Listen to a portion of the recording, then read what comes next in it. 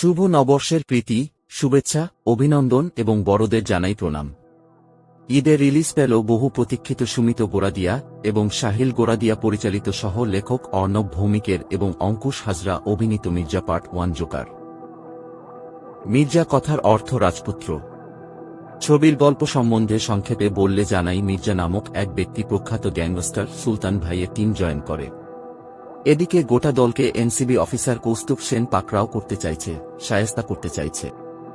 সুলতানকে, মির্জাকে, officer কি আদেও শায়েস্তা করতে পারবেন সবাইকে? চরিত্রগুলির মোটিভ কি বা তাদের পরিণতি, ক্যামিও কার? এইসব প্রশ্নের উত্তর জানতে দেখে আসুন নিজের নিকটবর্তী থিয়েটারে মির্জা।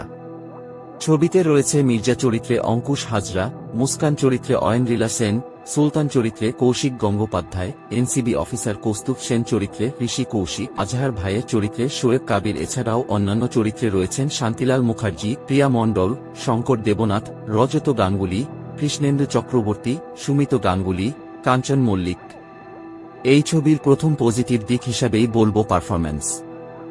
সুলতান চরিত্রে কৌশিক গঙ্গোপাধ্যায়ের অভিনয় এবং পারফরম্যান্স সবচেয়ে বেশি প্রশংসার যোগ্য।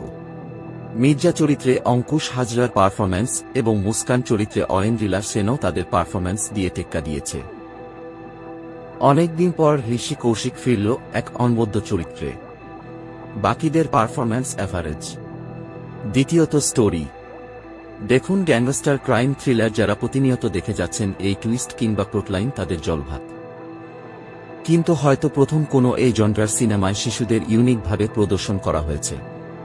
তৃতীয়ত টেকনিক্যাল ডিপার্টমেন্ট। এক্সিকিউশন অনেক ভালো করে করা হয়েছে। বাংলার বাজেট সংক্রান্ত অভাবগুলো এই ছবিতে বুদ্ধিমানের মতো ট্যাকেল করা হয়েছে। অর্ণব ভৌমিকের লেখা ডায়লগস অনেকটাই ভালো। কোনো অহেতুক কমেডি নেই, কিন্তু যেখানেই কমেডি আছে সেখানে আপনিও হাসবেন। তিনিই স্ক্রিনপ্লে লিখেছেন, চেনা স্ট্র্যাটেজির কারণেই অসাধারণ না হলেও যথেষ্ট। সুমিত গোরাদিয়া এবং সাহিল গোরাদিয়া ছবির পরিচালনা সামলিয়েছেন। সিনেম্যাটোগ্রাফি সামলিয়েছেন অনিমেষ ঘোরুই। এডিটিংয়ের দায়িত্ব সামলিয়েছেন সংলাপ ভৌমিক। এই ছবির 12 কোটির মধ্যে সীমিত বাজেট সত্ত্বেও যেমন অ্যাকশন সিনগুলোকে এক্সিকিউশন করার হয়েছে কিংবা ক্যামেরা ওয়ার্ক, কালার গ্রেডিং সামলানো হয়েছে তার তারিফ করতেই হবে। এই ছবির গানগুলো মোর দ্যান অ্যাভারেজ লাগবেই।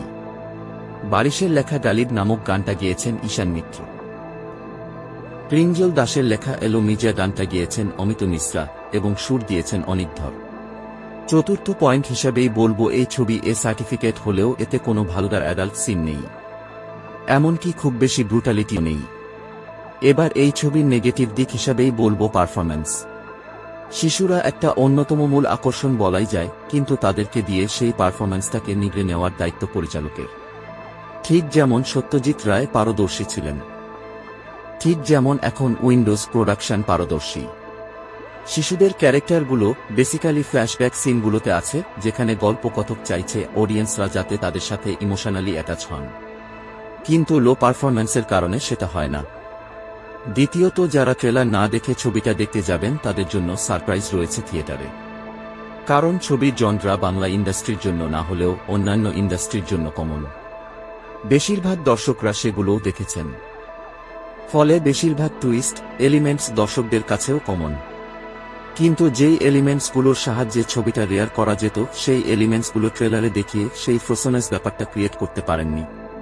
ট্রেলার অনেক কিছুই বলে দিয়েছে, ফলে থিয়েটারে সেই গুজবাম্পস মোমেন্টসগুলো দর্শককে নতুন করে এক্সাইট করতে পারে না। তৃতীয়ত, দেখুন কামাল হাসান অভিনীত বিক্রম ছবির রোলেক্সের ক্যামিওর মতো মির্জা ছবিও নিজের বিগ থিমসকে প্রকাশ করেছে শেষে একজনের ক্যামিওর সাহায্যে। কিন্তু ছবির ক্লাইম্যাক্সও তো বিক্রম ছবির ক্লাইম্যাক্সের কথা মনে করায়। এটা কি টোকা নয়? কিন্তু সেই লেভেলের কি হলো?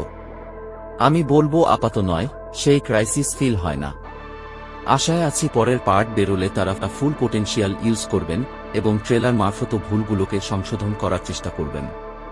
তৃতীয়ত, ছবির অ্যানাউন্সমেন্টের সময় থেকে যেই বিজিএম ইউজ করা হয়েছে ছবিতে, সেই বিজিএম খারাপ না হলেও এতবার করে রিপিট করা হয়েছে যে পার্টিকুলার সেন্টার এসেন্স বোঝাতে অক্ষম হয়।